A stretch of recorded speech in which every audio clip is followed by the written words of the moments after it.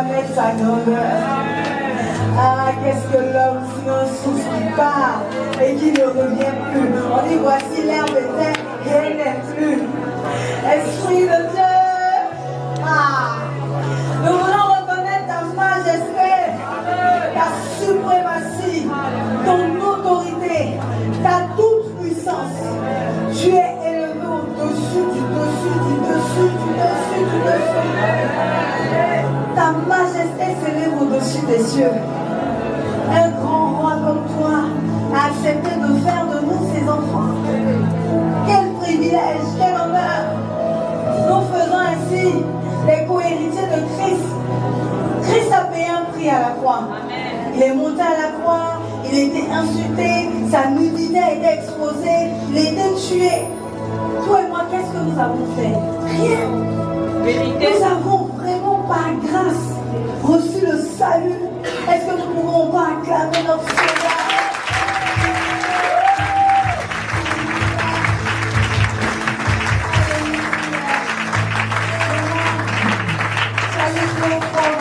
La grâce déborde dans ta vie, ne t'inquiète pas. La grâce déborde dans ta vie. La grâce déborde dans ta vie. Alléluia. Aujourd'hui, nous sommes dans notre dernier jour de la chute de l'armée des cieux. Je vais demander à la com de m'aider en projetant la slide résumant dimanche passé pour que je puisse, pour ceux qui étaient absents, faire un bref résumé avant d'attaquer le message du jour pour être sûr que nous tous, nous soyons au même niveau. Déjà, regarde ton voisin, dis-lui, lis Matthieu 24 en entier. Ça, c'est la base. C'est le minimum. Lis Matthieu 24. Si tu ne lis pas Matthieu 24, tu ne comprendras pas. Même quand tu vas rentrer chez toi, lis Matthieu 24, il y a même des parties qu'on n'a pas pu toucher que le Saint-Esprit va te révéler. Et donc, on disait que, en résumé, quand ils ont demandé à Jésus quand est-ce qu'il reviendra, quand est-ce que sera la fin du monde, Jésus a annoncé que la fin du monde sera précédée par la perte de la foi, la naissance de faux prophètes et de faux enseignants qui feront des miracles et des prodiges. Il a parlé de la chute de l'armée des cieux et on a déjà expliqué grâce au verset biblique que l'armée des cieux, c'est bien entendu les anges. Donc quand la Bible te parle des étoiles, en général il parle d'un ange. Tu pourras prendre les versets qui sont affichés ici pour vérifier, pour être sûr. Mais c'est un enseignement qui n'est pas très digeste et je comprends parfaitement que tu aies des réserves. Donc quand la chute de l'armée des cieux commence, en fait, ça annonce aussi la fin du monde. La chute de l'armée des cieux, ce sont les anges. Ça veut dire qu'en dehors de Satan et des démons qui l'ont suivi, il y aura encore d'autres anges qui vont rétrograder. Donc tu ne peux pas baser ta conversion sur un ange, sur un signe, sur un miracle, sur un prodige. Parce que dans les derniers temps, tout le monde fera des miracles, tout le monde fera des prodiges. Je me souviens encore que lorsque dans l'Apocalypse, on parle des deux témoins, la bête aussi a fait autant de miracles. C'est terrible. Et les deux témoins sont morts pour laisser la bête. Donc si tu regardes à la vue, à la localisation prophétique, à la prophétie, tu vas t'égarer. Ce n'est plus un critère pour savoir que la personne est de Dieu ou pas.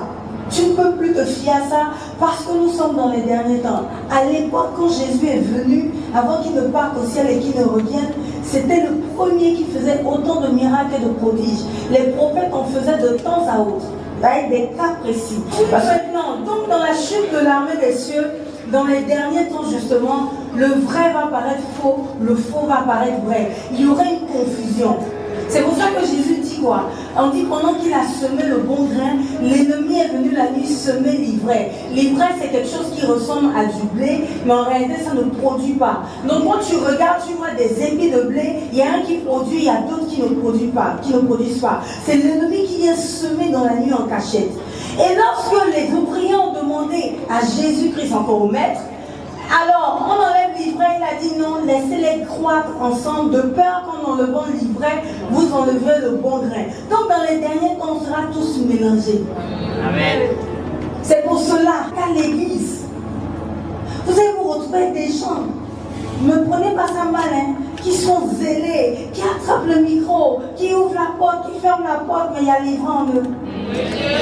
Ils sont responsables. Ils ont tout le discours qu'il faut, mais il y a l'ivresse en eux. Et comment tu fais pour reconnaître quelqu'un qui a l'ivresse à son fruit? L'un des premiers fruits là, c'est l'amertume. Quelqu'un qui boude, qui est amer, c'est-à-dire tout ce que tu fais, il n'arrive pas à avoir ce côté de l'amour supporte tout, l'amour excuse tout, l'amour pardonne tout. C'est maintenant le justicier de l'église. Oh, tel là, il ne mérite pas de parler parce que voilà sa vie. Toi, tu es qui? Insiste là-dessus. Ah! Non, non, qu'elle se laissait distraire. Et j'ai trop kiffé le pasteur Marcelo qui insistait, c'est-à-dire, toi-même, il y a d'autres, vous-même, vous êtes vos auto-justiciers. C'est tu estimes que comme tu as fait quelque chose il y a 5 ans, toi-même, tu te juges par rapport à ça. Toi-même, quand tu ne salues pas, tu estimes que c'est à cause de ça. C'est pas que quelqu'un t'a dit, hein. C'est toi-même, tu interprètes.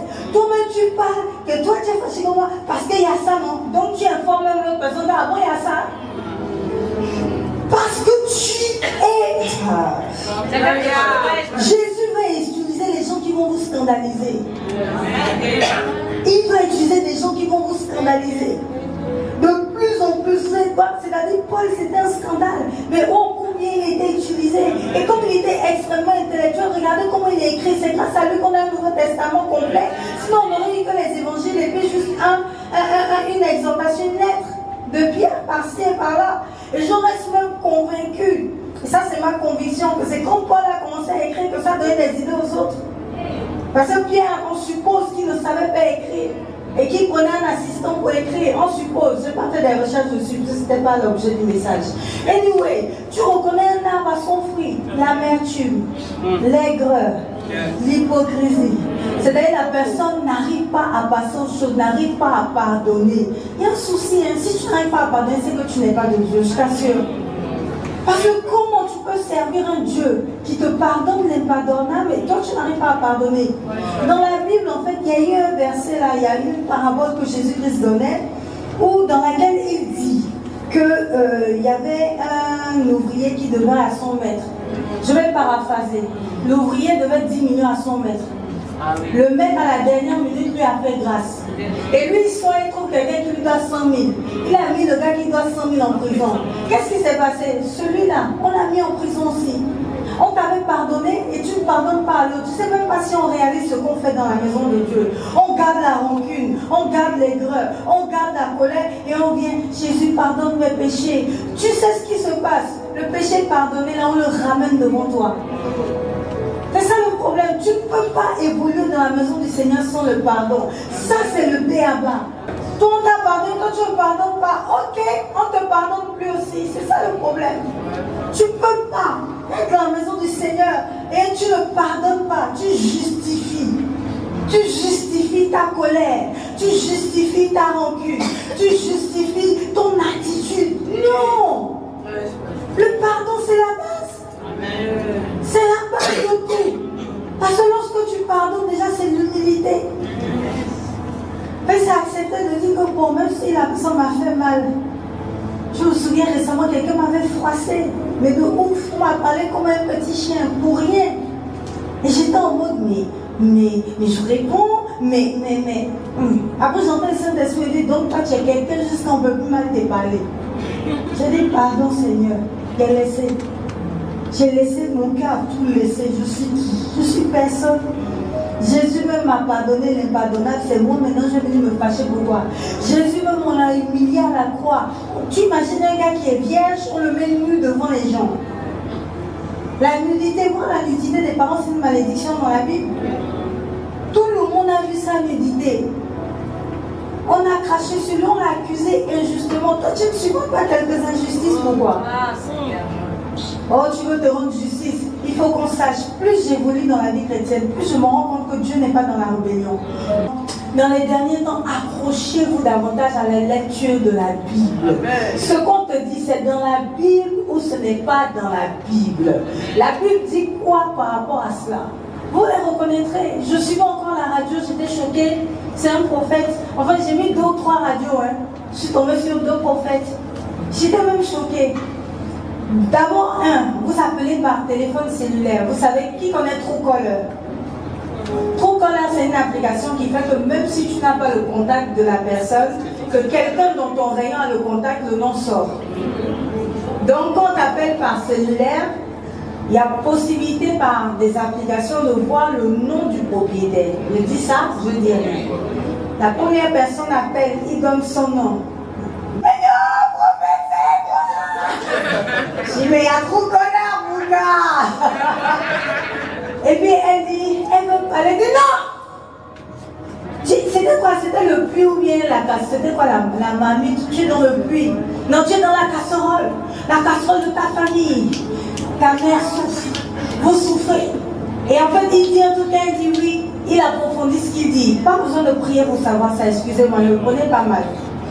Il y a un autre qui appelle prophète. Je ne suis plus allée à l'école. Est-ce qu'on va me chasser? Moi, j'ai tenté de crier. Dis-lui que mon petit, tu n'es pas là à l'école, tu subis. Il recommence. Il dit, viens me voir, je vais prier, je ne peux pas tout dire au téléphone. Il y a une autre qui appelle, me dit, prophète, il y a aussi mon mari, il est même plus tôt, je veux savoir l'avenir. Il dit, je ne peux pas parler à la radio. Prends rendez-vous. J'ai été choquée et en même temps j'ai compris qu'on est vraiment dans cette sphère-là, on est perdu. C'est-à-dire, tu as des malheurs liés aux décisions que tu as prises. Le prophète n'était pas là. Mais tu veux que quelqu'un dehors vienne te dire ce que toi-même dans le fond tu sais déjà et qu'il vienne faire comme ça, enlever sur toi. Non. Dieu fait de toi un petit Dieu. Ça veut dire que chaque acte que tu poses a des conséquences. C'est pour ça que quelqu'un comme Bill Gates, il n'a pas Jésus, mais il est l'un des hommes les plus riches de la terre. Il n'a pas prié pour ça. Je ne pense pas qu'il ait fait 3 jours de jeûne. Il n'a pas besoin de ça. Les plus riches au Gabon, combien sont chrétiens? Très sincèrement. Mais quand tu pries tous les jours, tu dis que tu es enfant de Dieu, du roi des rois, mais tu es pauvre. À la fin du mois, on prie Seigneur, on lui comme ça, les deux bouts doivent se toucher. Donc tu comprends que Dieu a donné une puissance à l'homme qui ne nécessite pas forcément de venir s'aliéner, être dans un truc où c'est l'homme de Dieu qui dit quand tu te lèves, quand tu t'assois, il faut que tu prennes tes responsabilités. Les chrétiens justement qui arrivent à émerger sont les chrétiens qui arrivent justement à prendre leurs responsabilités et qui comprennent que déjà il faut se lever, il faut agir parce que Dieu t'a déjà tout donné. Assumer ce que tu as fait dans la vie et puis maintenant gérer avec Dieu pour les répétitions. Gère comment? La Samaritaine, c'est pas Jésus qui lui a dit de changer de mari, mais qu'elle est venue à lui, elle n'a pas menti. Et lorsqu'il lui a parlé, est-ce qu'à un moment Jésus lui a dit quitte ton gars? Il n'a pas parlé de ça. Il a juste réglé son problème de qui est Dieu, où est-ce qu'on l'adore. Et c'est le rôle primordial de l'église de te connecter avec Dieu.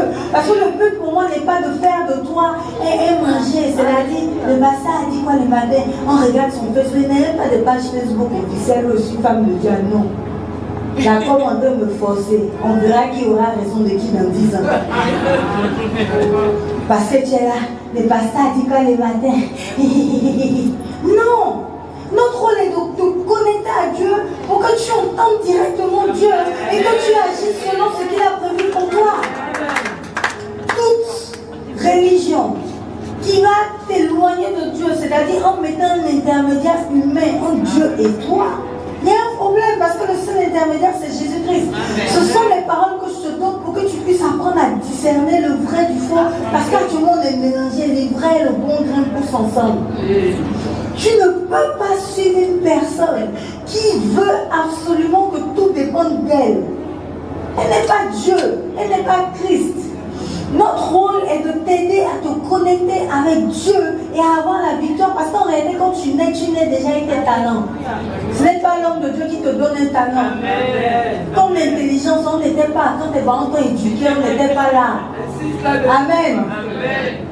J'ai vu quelqu'un, c'est-à-dire j'étais choquée. Il a donné sa vie à Jésus, il n'a rien compris. Il a arrêté de travailler parce qu'il dit Dieu doit lui révéler si le travail là c'est une attaque. Non, je vous assure. Donc il a fait 3 ans comme ça par exemple, quoi, au chômage, je me souviens plus de la durée exacte. Et nous on était à l'époque, on disait oh il est spirituel. Mais il a créé des problèmes pour rien dans sa vie. Amen. Attention. Attention, il y a des principes de vie. Mais avant toute chose, Dieu t'a déjà donné tout. Amen. Le but c'est de savoir qu'est-ce qu'il dit. Qu'il te révèle les choses. Je ne suis pas en train de dire que tu n'as pas besoin d'un pasteur, absolument pas. Le pasteur reste une autorité établie dans ta vie pour te faciliter certaines choses. Mais pour qu'il soit une autorité active dans ta vie, il faut que toi-même tu sois actif avec Dieu. Amen. Amen. Nous allons maintenant dans Apocalypse 12 et on va lire ensemble la parole du Seigneur et on va terminer par là. Regarde ton voisin, dis on rattrape la méditation du jour. Un grand signe parut dans le ciel, une femme enveloppée du soleil, la lune sous ses pieds et une couronne de 12 étoiles sur sa tête. Elle était enceinte, on lit ensemble, et elle criait, étant en travail et dans les douleurs de l'enfantement. Un autre signe parut encore dans le ciel, et voici, c'était un grand dragon rouge ayant 7 têtes et 10 cornes, et sur ces 7 têtes, 7 diadèmes. Sa queue entraînait le tiers des étoiles du ciel et les jetait sur la terre. Le dragon se tint devant la femme qui allait enfanter, afin de dévorer son enfant lorsqu'elle aurait enfanté.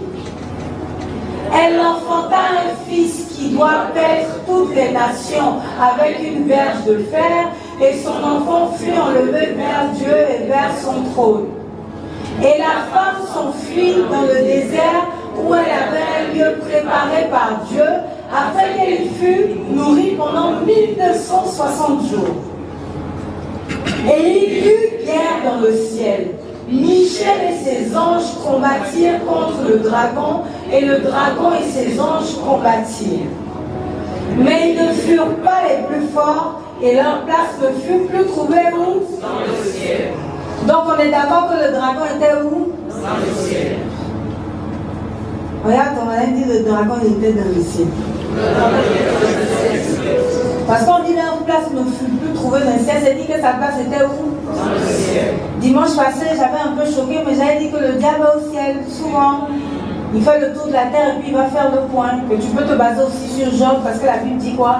Que le diable est arrivé devant Dieu, et puis Dieu lui a dit, as-tu vu mon fils, mon serviteur Job? Et puis le diable lui a dit, ouais, c'est parce que tu l'as béni, laisse-moi le toucher, tu vas voir. Il y a même une discussion entre eux. Comme deuxième exemple encore, il y a l'histoire de Josué, où je crois que c'est Michel, non, le prophète Michel dit que pendant qu'il priait, il a vu que Josué avait un habit sale et que le diable était en train de l'attaquer, de dire que mais voilà, son habit est sale et que voilà, Dieu lui a fait grâce. Il y a encore cet exemple-là qui est trouvé là. Ça veut dire quoi? Et le pasteur Mohamed disait justement, quand on parle toujours de Michel, lorsque Akab devait aller en guerre, ils ont consulté le prophète Michel après les 400 autres prophètes. La Bible dit que l'armée du ciel était assise à la droite et à la gauche de Dieu. Et le pasteur Mohamed disait qu'il est convaincu, c'est pas la Bible, hein, c'est sa conviction, qu'il est convaincu que l'armée à gauche, c'est les démons, l'armée à droite, c'est ceux qui sont restés intègres. Mais pour l'instant, les deux sont au ciel. Et je disais que vous remarquerez que les épreuves, donc l'action du diable dans votre vie sert Dieu. Parce que quand tu as des épreuves, quand tu te cognes la tête, tu te rends compte que tu n'es rien et ça a tendance à te rapprocher vers Dieu. Donc finalement, le diable sert Dieu. On avance à 9. Et il fut précipité, le grand dragon, le serpent ancien, appelé le diable et Satan, celui qui séduit toute la terre, et il fut précipité sur la terre et ses anges furent précipités avec lui. Donc le diable a ses anges. On continue à 10. Et j'entendis dans le ciel une voix forte qui disait, maintenant le salut est arrivé, et la puissance et le règne de notre Dieu et l'autorité de son Christ, car il était précipité, l'accusateur, celui qui les accusait, jour et nuit. On s'arrête là. Pour accuser devant Dieu, il faut être où? Il faut être au ciel. Donc vous comprenez que tant que Michel ne fait pas la dernière guerre, enfin le dernier combat, qui n'est pas précipité, pour l'instant le diable est encore au ciel, avec Dieu. C'est choquant, mais c'est ça. En fait, ça va te permettre de comprendre pourquoi parfois quelqu'un peut être de Dieu et puis pourquoi il se détourne. Et pourquoi tu dois rester vigilant.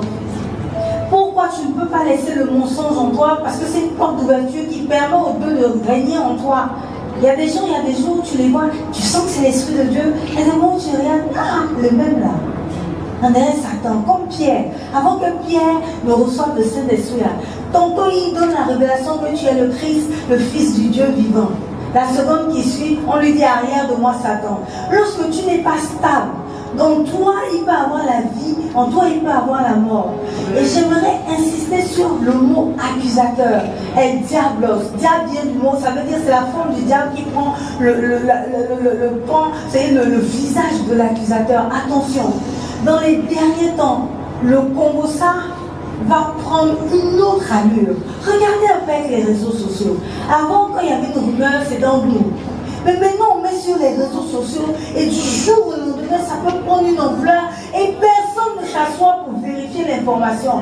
C'est comme si on est content d'avoir quelque chose de mal à dire sur l'autre et on grossit ça et on est content. C'est l'œuvre du diable. Parce que ils l'ont vaincu par leur témoignage, par la parole de leur témoignage et par le sang de l'agneau. Donc le diable est en train d'attaquer de plus en plus les témoignages. En fait, où je veux en arriver, dans la chute de l'armée des cieux, le Kombosa sera à un tel niveau que même à l'église, on va se retrouver à faire l'œuvre du diable. Et je voudrais nous mettre en garde sur la parole que nous prononçons, sur les critiques. Toutes les fois nous parlons dans le dos de quelqu'un, toutes les fois nous parlons contre quelqu'un, même quand on ne parle pas directement contre quelqu'un, on laisse un vide, on laisse insinuer. Au lieu de proclamer la victoire de Christ, au lieu de proclamer l'évangile, tu es en train de proclamer les on-dit, les interprétations. Attention, quand tu fais ainsi, tu deviens l'œuvre du diable. Tu deviens l'œuvre du diable dans l'église. Comment nos frères et sœurs en Christ, on peut se pointer du doigt, se critiquer, dire, je dis toujours que si quelqu'un doit être lapidé dans cette église, je suis la première. Donc je refuse que l'AC soit une assemblée dans laquelle on pointe du doigt, oh celui-là on le connaît, oh il vient à l'église, c'est parce que là-bas, ça n'a pas marché, et voilà, vaincu au nom de Jésus. Amen. On vient ici, on n'est pas là pour pointer le doigt à autrui ici. On n'est pas là pour parler du passé des gens. On n'est pas là pour parler de la vie des gens. Ça ne fait pas avancer. Tu es dans l'œuvre du diable. Ça veut dire que tu as été touché côté armée des cieux. On t'a limé, on t'a eu. Attention. Prends garde à tes propos. Prends garde à l'état de ton cœur. Quand tu laisses cette petite voix-là monter, tu sais actuellement si un stade, quand j'entends une petite voix, je demande à la personne, ah j'ai l'impression que j'ai fait ça, voilà comment tu l'as interprété. La personne me dit tout de suite ce qu'elle pense. Ce qu'elle me dit là, ça, c'est-à-dire c'est sur ça que je reste. Les commentaires à gauche, les commentaires à droite, je ne suis plus dedans. Parce que ça te pollue. Ça te pollue. Tu sais, une fois j'étais allée dans un travail et j'avais été très critiquée avant d'arriver. Parce que j'étais impolie à l'heure des chats, donc on avait peur de moi. Je comprends. Et donc quand j'arrive, puisque je ne savais pas ce qu'on disait de moi, bon, moi je me comportais, mais comme d'habitude, mon cher.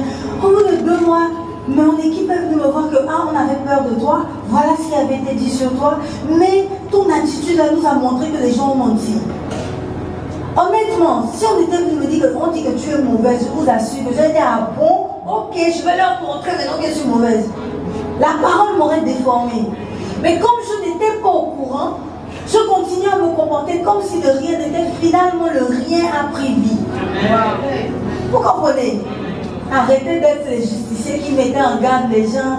Non, les mises en garde pour moi c'est juste attention, tel parle beaucoup. Si tu dis quelque chose, il peut aller dire, ça c'est autre chose. Mais tel là, il ne t'aime pas. Voilà ce qu'il pense. Voilà ce qu'il a dit.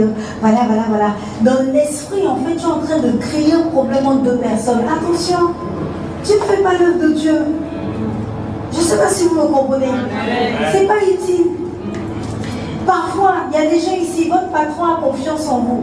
Donc devant vous, il critique même les autres. Taisez-vous. N'allez pas dire à l'autre, le patron là, il a dit ça sur toi. Parce que quand tu dis ça à l'autre, tu crées maintenant de l'anxiété, de l'angoisse. Il devient maintenant fermé à son patron. Ça crée maintenant un autre problème. Si le patron a eu assez confiance pour se lâcher devant toi, avale. Si on va te dire, le patron dit quoi? Tu dis, mais c'est le patron, laisse ça avant son. Tu as fini ce que tu devais faire. Il ne faut plus que nous soyons les instruments du Kombosa. Parce que dans le dernier temps, le diable va se manifester par l'accusation. Et l'accusation, c'est dire des choses sur les gens en ne sortant que les traits négatifs. C'est tout. Diviser. Hôtel. Nous devons nous taire, surtout à l'église ici, j'insiste. Peu importe le passé d'autrui, nous tous, moi-même en premier, j'ai un passé. Chacun son passé. Chacun est peut-être encore dans sa vie. Peut-être que la personne est encore chisa. C'est pas grave. Au moins il y a à l'église. Un jour on va dire laisse le mari de l'autre, on va laisser. Laisse-la vivre sa foi. Où est ton problème? Peut-être les chisa, toi tu es chisa spirituel, tu es ici, mais maintenant tu as un pasteur qui est démon. Mais dans l'église. Pourquoi épique? Oublions. Oh le prophète. On dit lave-toi à minuit, elle est seule. Tu te laves, elle est seule. En tant que c'est toi-même le sel de la terre, ça c'est bien celle que tu mets sur toi. Elle le miel dans les cheveux. Tu es pire. Tu es pire que l'autre. Personne n'est meilleur qu'autrui. Attention, on s'égare. Revenons à la vraie vérité, à la vérité de Christ. Attention à notre bouche. Notre bouche doit proclamer les choses. Je sais que c'est difficile. Critiquer, c'est parfois chic. Surtout quand la personne t'élève à un niveau et puis quelqu'un dit ça, voilà, il fait chic. Derrière, ça démarche là. Et puis quand tu dis, oh, marche comme les canards, nous fatigue. Puis quelqu'un dit, c'est ça là qui est notre patron. Puis vous riez. Puis le patron arrive, bonjour, puis vous là. C'est vrai, ça fait plaisir. C'est un peu chic. Mais il n'y a pas de vie derrière. Et remarquez bien, les gens qui sont tous en train de critiquer là, on ne les met jamais à des postes de direction. Les autres directeurs ne voudront pas de toi parce qu'on dit, ah, lui, il va nous fatiguer. On ne va pas t'accepter à la table des grands. J'ai remarqué une qualité chez les gens qui sont élevés par Dieu. C'est-à-dire, même si tu fais du mal, non, il ne va pas se lever, aller rendre, aller dire, tel m'a fait ça, tel m'a non, il ne perd pas son bébé. Il a fait ça, à la limite, mais il fait tout pour éteindre le truc. Mais bon, il ne faut pas qu'on emmène son nom. On m'a raconté un témoignage d'un homme très riche. Ils lui ont volé 6 milliards, il paraît. On l'a appelé pour lui dire, la banque s'est excusée. Quand on poursuit notre argent, on peut dire non. Et puis les gens savent qu'il y a 6 milliards dans mon compte non laissé. Mais comme on est au Gabon, on a 6. Mais je veux dire, c'est là. Ton attitude va définir ta grandeur. Il a pris de la hauteur. Parce qu'il est en haut, en toute humilité. Les gens qui sont en haut ne vont pas perdre leur temps à venir parler de la vie des autres. Ils n'ont pas le temps pour ça. C'est-à-dire c'est trop petit. Ils vont réfléchir à comment faire pour développer leur business, réfléchir à comment faire. Bon, il y a telle situation, comment ils trouvent une solution, il faut qu'il embauche qui, il faut orienter sa société, comment votre telle société marche, l'autre ne marche pas. Il fait comment? Il change de directeur commercial ou tu comprends non? Il est dans les hauteurs. Toi, tu n'as pas entendu, ils ont dit sur Facebook que le pasteur on a arraché la voiture. Elle est piétonne. Je dis bon, que je sois piétonne ou pas, ça ne changera rien à ta vie, on est d'accord. Puis c'est marche, tant mieux, je vais maintenir ma perte de poids, lutter le sport. Pour prêcher l'évangile. Tous ceux qui ont reconnu Jésus. Mais je ne sais pas si tu comprends. C'est futile. C'est inutile. Venir s'asseoir. Ou, je dis à la chef là, tu sens que son mari là, je là-bas. Je suis donc bien mettre ça aujourd'hui. Va donner qui dans ça.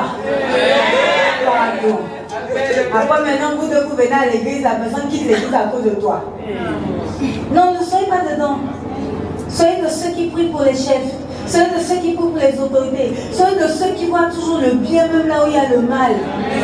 Voyez la grâce partout. On dit on fait grâce à celui qui fait grâce. Soyez de ceux qui pardonnent toujours. Soyez de ceux qui donnent quand ils peuvent. Soyez de ceux qui ignorent le mal et qui avancent, qui gardent leur cœur. Avancez, avancez, avancez. Et ainsi le diable n'aura point raison de vous. Au nom puissant de Jésus.